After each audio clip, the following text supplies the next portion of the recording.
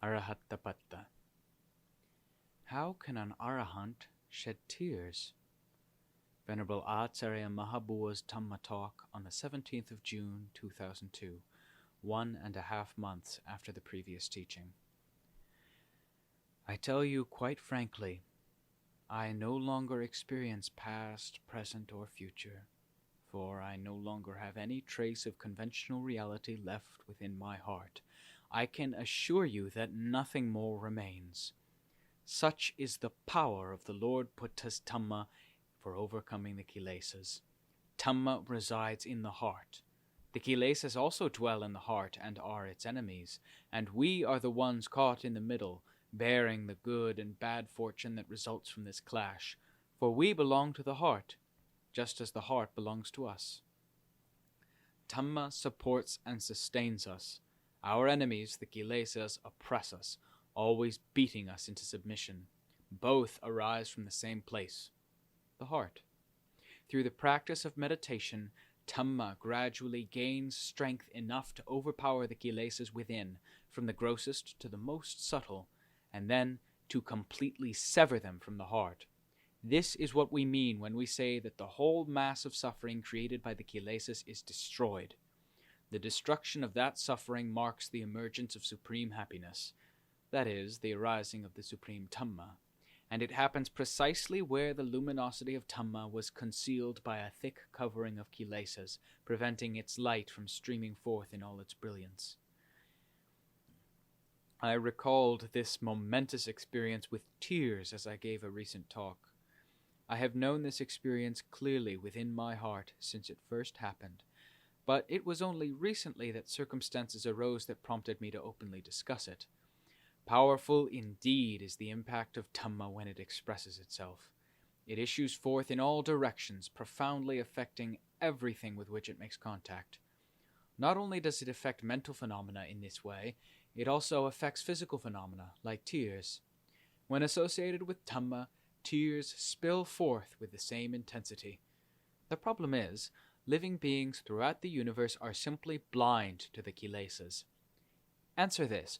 Who in this world has opened his eyes to see the truth about Dhamma? No one. So, when they hear that Acharya Mahaboowa shed tears in public, they immediately wonder why. What's the matter with him?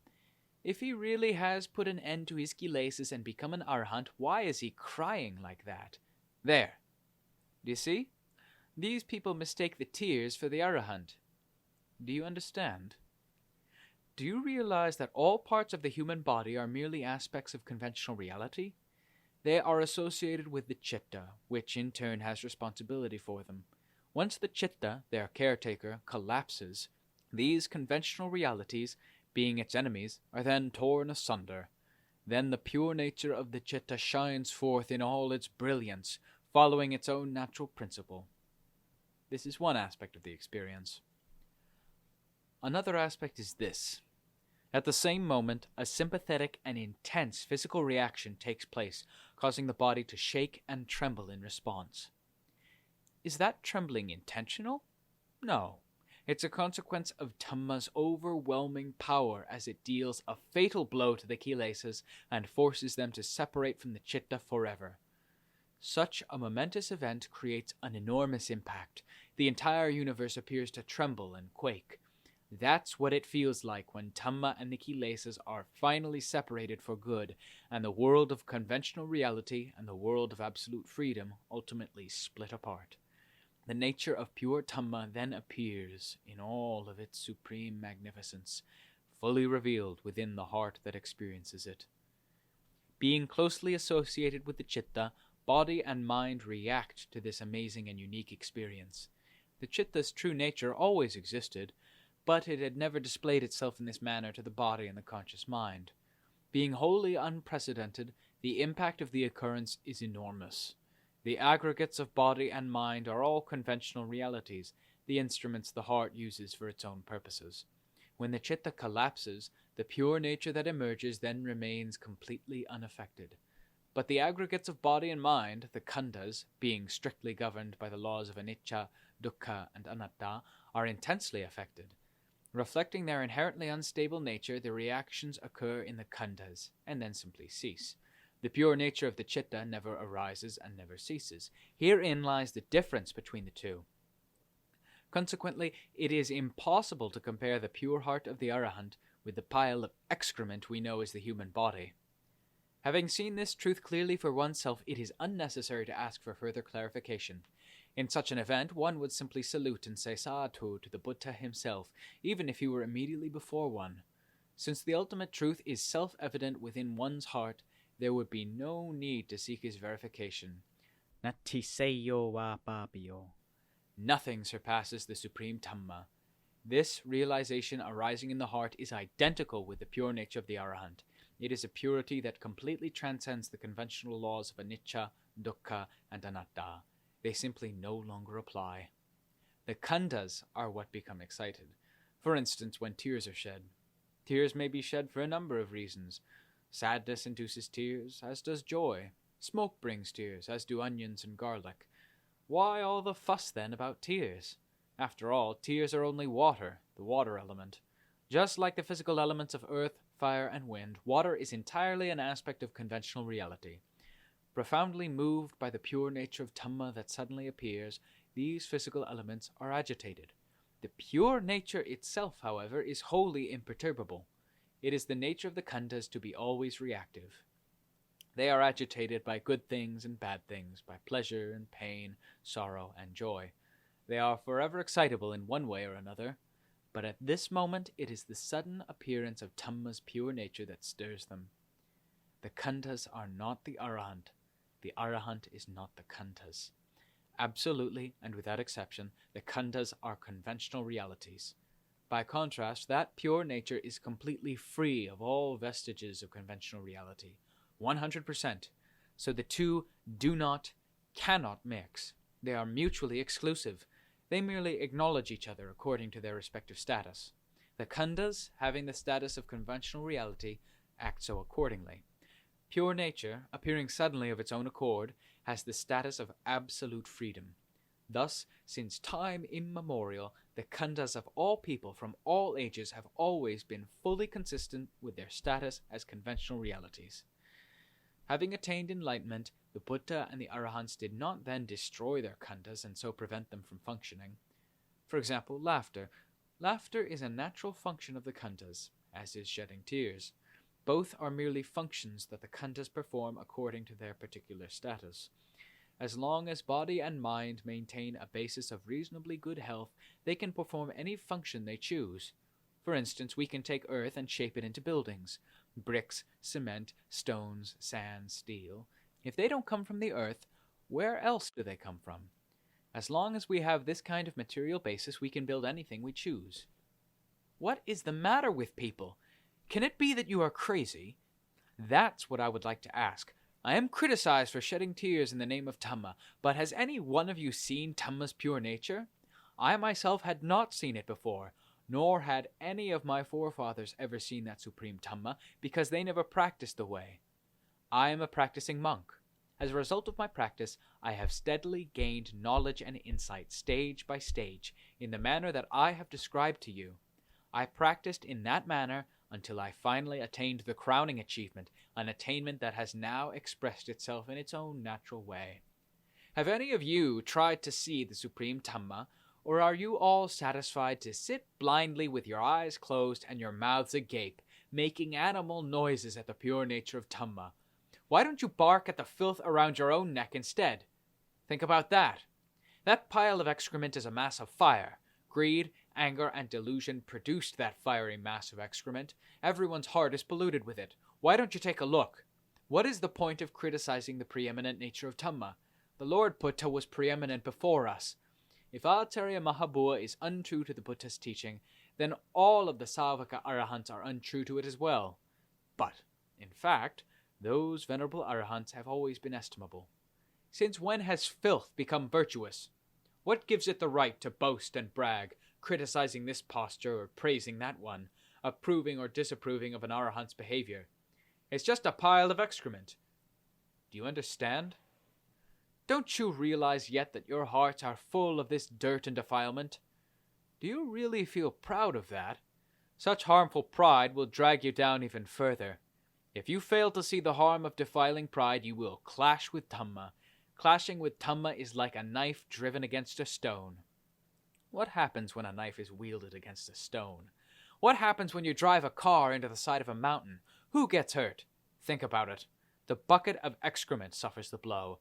The preeminent individuals have already transcended the world. What possible damage could befall them? As Buddhists, you should take to heart this general rule of conduct. Don't use your filth to befoul others, and so destroy yourselves in the process. There is no benefit to be gained from that.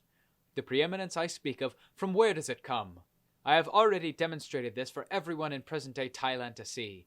Am I now the foremost villain in the whole country, while the rest of the population are the epitome of preeminence? See and consider for yourself. If you refuse principles of reason, what will you accept then? What do people search for nowadays? I searched, until I nearly died, to find the supreme Dhamma that I now teach to my disciples with a loving, compassionate heart. I am not boasting or bragging about myself. Where would such boasting come from? Boasting, malicious gossip, these are all unnecessary extra baggage. What could possibly be added to the perfect nature of Dhamma? If it requires something extra, how could it be called perfect? Remember this well. Thai Buddhists behave with exceptional ignorance. As soon as I say something, the whole country starts barking noisily. It's pitiful. I feel very sorry for you. That is precisely what the Lord Buddha felt when he wondered why the world was so blind. Tears streamed down his face at that moment, both tears of great compassion and tears of amazement at the purity of Dhamma. Seeing how utterly blind people were, the Lord Buddha felt such dismay that he was discouraged about teaching Dhamma to them. How could people be so unaware of the excrement in their hearts? It's the same today. When people hear the Dhamma being taught, they criticize the teacher in a way that only brings them harm, instead of delight in receiving a valuable lesson which they can then struggle to put into practice as best they can, as befits those who respect their teacher. Why don't they think to do things that will enhance their well-being for a change? For this reason, I say with conviction that Thai Buddhists are very stupid. Acharya Mahā is never perturbed. Let the whole world come and bark as it will, I shall speak my mind and remain unaffected. The pure nature of Dhamma is impervious to all worldly influences. Those who are affected by misbehavior must live with that misbehavior. Those affected by loss will live with the loss. Those affected by gain will live with the gain.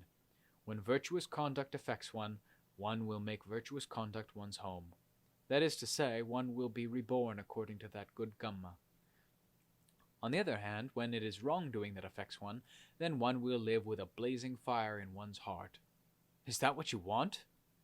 The Lord Buddha's teaching is always relevant, as when he loudly proclaimed, Ko nuha so kim manando nichang pajjalite sati andakarena onadha padipang nagawesata. When the world is engulfed by a blazing bonfire that rages day and night, how can you be so totally blind as to keep smiling and laughing continually? Why don't you search for a refuge that you can depend on? Listen to that. The Dhamma that I teach is the same ko nuhaso. What craziness grips you all? You are following in the footsteps of those drunkards that the Lord Buddha overheard when he declared ko nuhaso. They were just a bunch of drunks that the Buddha was addressing, not a group of noble individuals. This story is in the scriptures, the Lord Buddha versus a band of drunks. Think of the difference between them. Yet, even after they received a scolding from the Buddha, they still weren't conscious of their faults. The tears that I shed recently conveyed a similar message. How is it, then, that you still remain unconscious of your own faults? Are you even more slow-witted than those drunkards? If you want to avoid coming to ruin, you should ask yourselves this question. I'm trying my utmost now to help society. Within my heart I have no sense of courage and no sense of fear, no such things as gain or loss, victory or defeat. My attempts to assist you stem entirely from loving compassion. I sacrificed everything to attain the supreme Dhamma that I teach you now. Those sacrifices were not made to attain something evil. I nearly gave up my life in search of Dhamma, crossing the threshold of death before I could proclaim to the world the Dhamma that I had realized. Why is it then that no one can accept it? What is the matter with Thailand these days? That's what I want to know. The more self-important people feel, the more arrogant and conceited they become, until they begin to think themselves even more clever than the Buddha, the supreme teacher. Doesn't Thailand realize yet that its situation is growing worse by the day? How stupid its people have become. No one pays attention anymore to Dhamma. Who knows? Before long, people may stop going to the monasteries altogether. Witness their reaction to what I said recently. They ridiculed me with all manner of sarcastic remarks. This is precisely what happens when the kilesas are all-powerful. When they saw me shed tears the other day, they derided and treated me with scorn. But I remain unperturbed. Let every family in the country criticize me. I have a quarrel with no one. I teach people purely out of loving kindness. Why can't they accept this? Are the Thai people really so ignorant? Has the Dhamma of the Lord Buddha completely disappeared from the world? Do the Lord Buddha and the Dhamma no longer have supremacy? Are those practitioners who have realized the truth by following the Buddha's teaching seen merely as pious frauds and enemies of the people? What ails Thai Buddhists? Are they not decent human beings? Why are they behaving like a pack of dogs? That's the attitude I'm forced to take. But I am not angry with anyone. The forceful tone of my remarks derives from the power of Dhamma. Dhamma is imperturbable. It feels no anger or resentment toward anybody. However, Dhamma always expresses itself with its full power. The same can be said for the kilesas. They tend to express themselves forcefully, with the full power in their possession. The difference is that expression of the kilesas' power causes terrible damage to the world, while expression of Dhamma's power is like water, cooling the world's fires. Do you think that I spoke in anger? Where does anger come from? Anger comes from the kilesas. For someone who is completely free of kilesas, you cannot make him angry, try as you will. There is simply no anger left in his heart. If even a small amount of anger remained, he could not be called an arahant free of kilesas. For anger, greed, and delusion are all kilesas. Do you understand? Investigate this matter well, and you will see. The physical body is a conventional reality through and through. As long as it remains directly associated with the pure nature of the citta, it is bound to be affected accordingly. This is only natural. Where am I wrong? Who here claims to be so superior that they can oppose the Dhamma of the Lord Buddha? Come forward, let's hear you boast. Let's hear you say, Acharya Boowa is an extremely stupid monk. I want to hear from all you clever people. So, emerge from your toilet holes and try boasting about your attainments in Dhamma. I would really like to see something genuine emerge, but I see nothing of the kind. Wherever I look, all I see are lazy people full of greed, anger, and delusion. What kind of superiority is that? Still, they continue to come forward with their extravagant boasts. There is no end to their madness.